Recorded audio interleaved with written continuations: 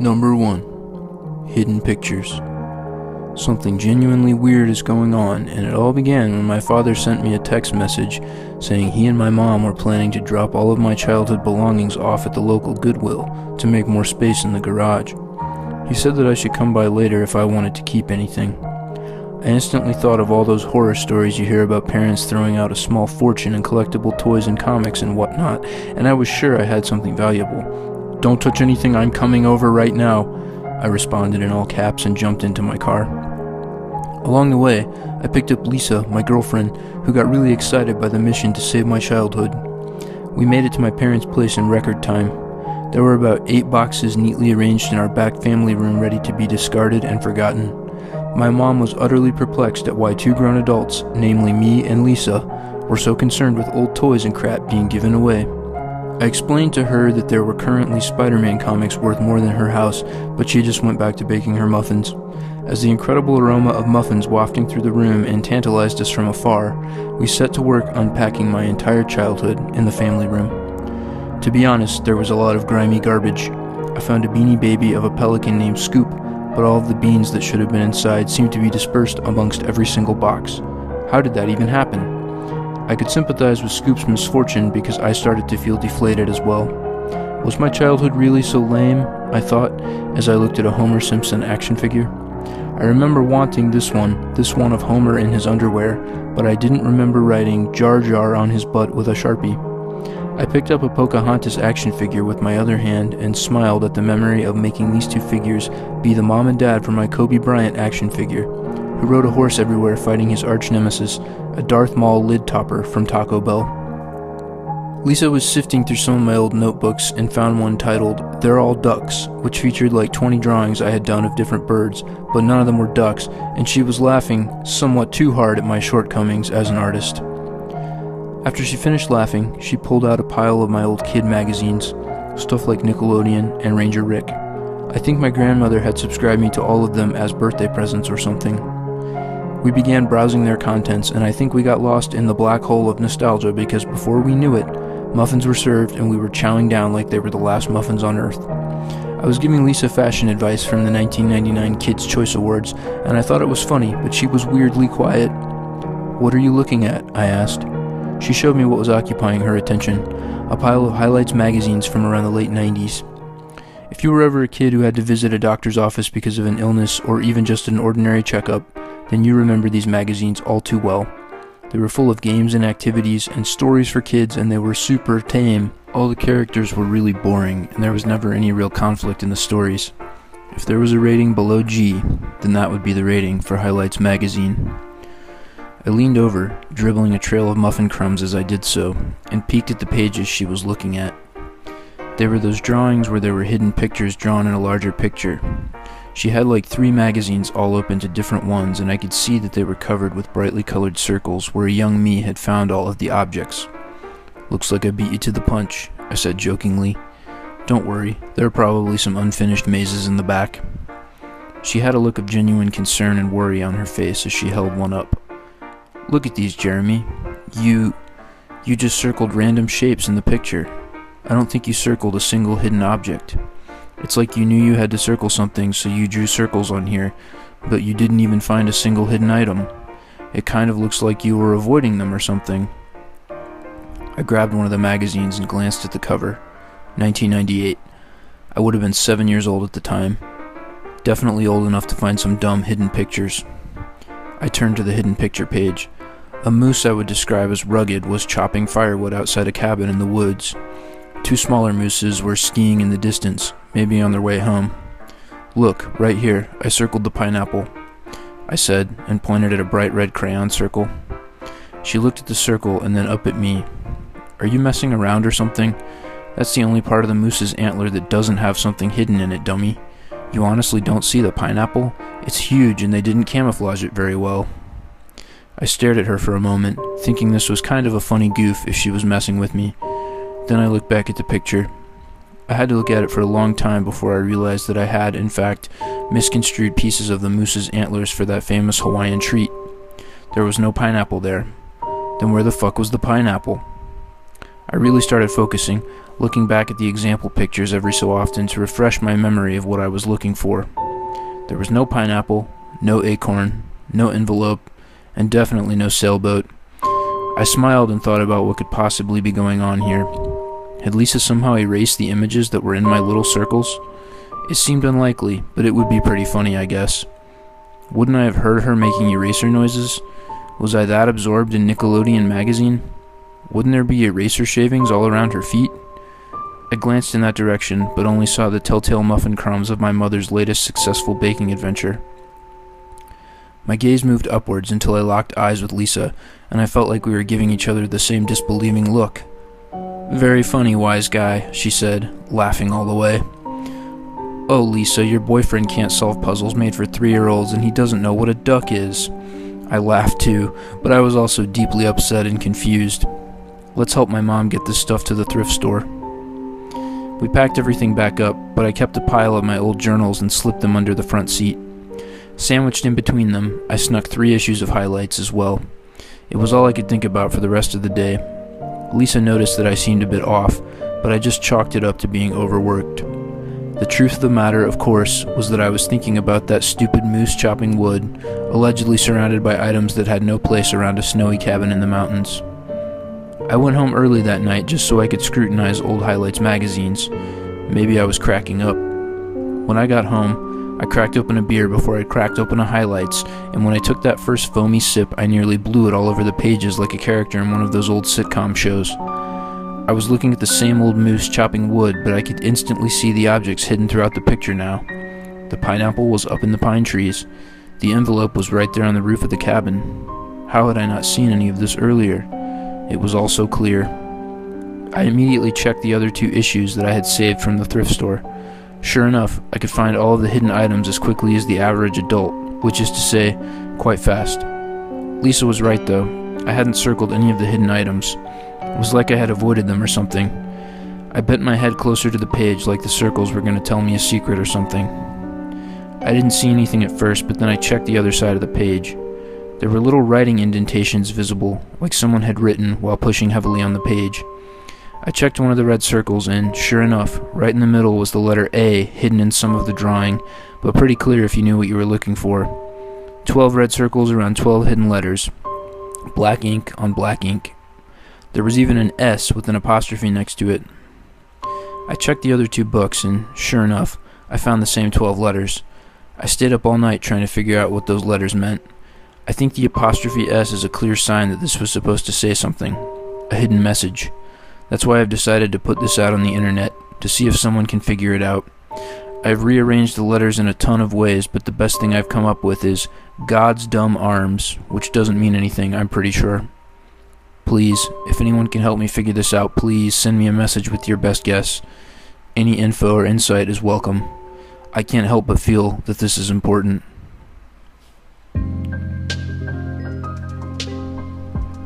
Your Own Pages. Sebastian, age 5. Way back in 2002, I was enrolled in journalism school. It was a weird time to get into the field because things were changing with the internet, but it hadn't quite had the impact on print publications that we've seen in recent years. Many of us were fortunate to secure internships, did so at places that published journals or periodicals on actual paper. I was told that these internships were crucial to getting into the right grad school program, and that I should take whatever I could get and consider myself lucky. So, I took what I could get, and what I could get was interning at Highlights magazine. I had always assumed that Highlights was some sort of religious publication, due to the suspiciously innocuous nature of its content. I was pleasantly surprised to discover that it was not religiously motivated in the slightest, but was, in fact, focused on the business of selling magazines. Its goal was to appeal to all parents, and thereby get copies in the hands of all children. It was a business, and it was a good one. It has weathered the storm of the digital age, too. Parents and dentists and pediatricians would rather give their clumsy toddler an actual magazine than an expensive tablet. I'm sort of rambling here, but really I'm just trying to say that it was and still is a great company, and overall the time I spent there was an incredible experience, and I may have stayed on too, if it weren't for Sebastian, age 5. After a few weeks learning the ropes, but mostly learning what kind of coffee people wanted, I was basically asked to be an assistant to the editor for the Your Own Pages section of the magazine. This was not as difficult as it may sound, but it does involve opening mail for hours and sorting it into 3 piles: stories, poems, and art. Normally these piles of unsolicited submissions are called the slush pile, but because it was highlights and they were all from kids, they called them slush puppies. Cute, I know. Anyway, I was basically helping burn through the slush puppies, putting things into sub-piles based on quality. There was a special sub-pile for material that was clearly done by adults masquerading as children just to see their work in print, which was kind of sad, especially when it was all stacked up in a big unstable pile like a leaning tower of broken dreams. We couldn't throw them out because we had to send them all the same rejection slip, which was written with children in mind and basically encouraged them to keep submitting, and that we just ran out of space, and it wasn't that they were clearly an adult in their 40s who was probably a failed children's book author. I guess I should mention that there technically was another pile, inappropriate material, but these were clearly not sent by children and were sent directly into the trash. You're probably thinking that this story comes from this disgusting pile of human depravity, but you'd be wrong. No, this story, which is definitely the weirdest and scariest thing that has ever happened to me, came from the sweet and innocent slush puppy pile of children's art. I had been at Highlights for about a month and was sifting through bad art and really bad stories and really bad poetry with my coworker Andrew, who had been with the publication for over 10 years. He'd seen it all. He had a habit of saying things like, "Call the art museum, we've got the next Picasso here," in this really disinterested monotone way that always cracked me up. Anyway, we were opening submissions, as usual, when I pulled out a crayon drawing of a dark green car from a large manila envelope. I held it up for Andrew and he said, "Oh man, that's your car. Call the art museum." It looked exactly like my dark green 1995 Honda Civic hatchback. My little green raindrop with wheels had been lovingly rendered in heavy crayon, like the kid had clutched the crayon in his fist and just ground it into the paper. I glanced out the window where I could see my car in the parking lot and held the drawing up. That was my car, all right. But there was something else that bothered me. I couldn't quite figure out what it was at first, but then I looked beyond the car at the tree line. It dipped down on the right side, exactly like the drawing. There wasn't much detail other than that in the drawing, just the Honda Civic and some trees, but it could have been done by someone sitting in our parking lot, sitting a few feet away from my car. Kinda creepy. I mentioned it to Andrew, and he said there were all kinds of weird coincidences. He said he kept one drawing that looked exactly like his 68-year-old dad looking bored while riding on Big Bird, who was flying over Hawaii. He said it was like his dad posed for it or something. I checked the back of the drawing. In black crayon it said, Sebastian, age 5, and then under that, the new car. I noted that it was dated a few days after I started my internship. It could be my car, but why would some kid be in our parking lot drawing it?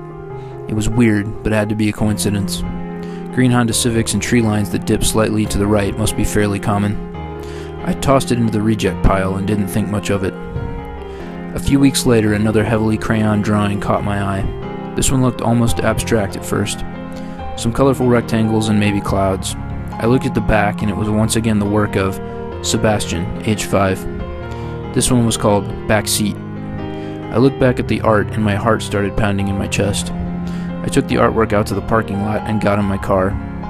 The shapes which I had previously mistaken for abstract shapes were now clearly the books and clothes and trash that were in the back seat of my car.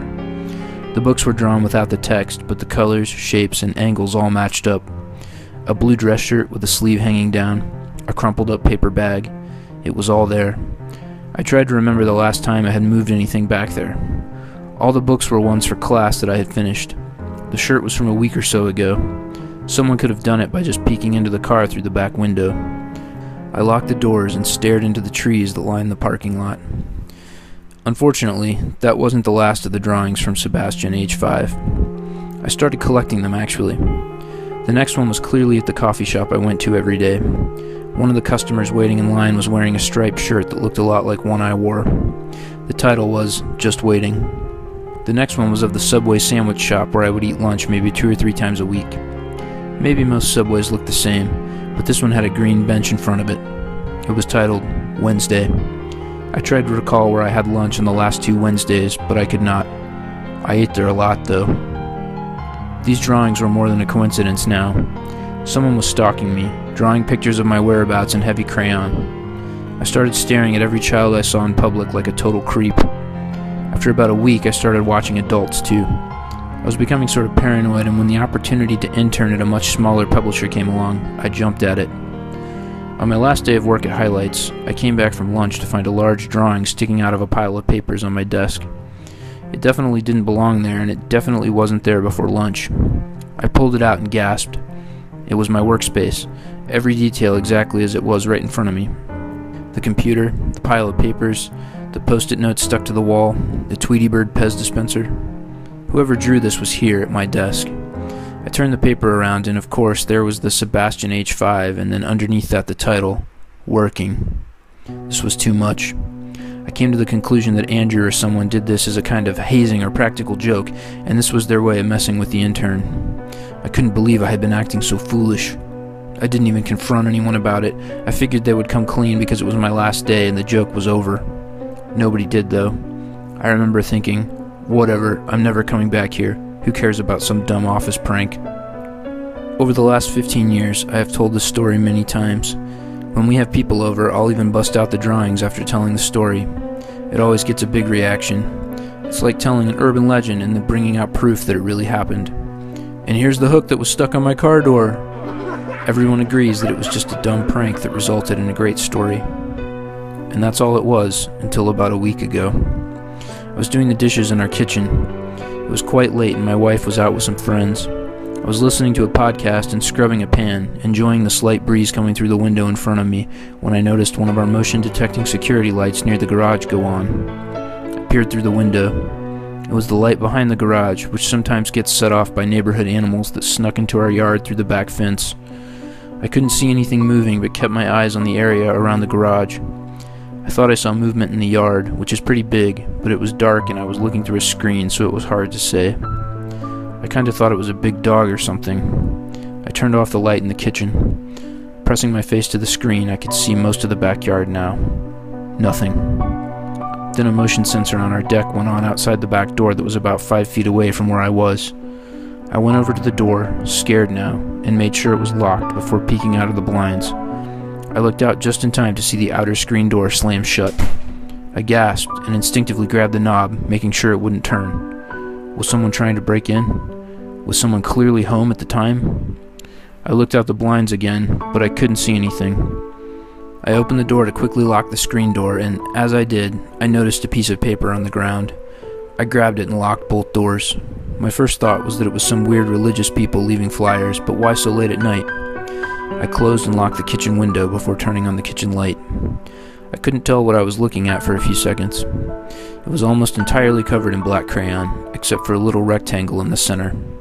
Then I noticed the figure in the rectangle was clearly me, wearing the same glasses and red sweatshirt. The rectangle was the kitchen window.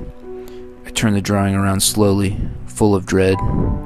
It said, Home, and then under that, Sebastian, age 5.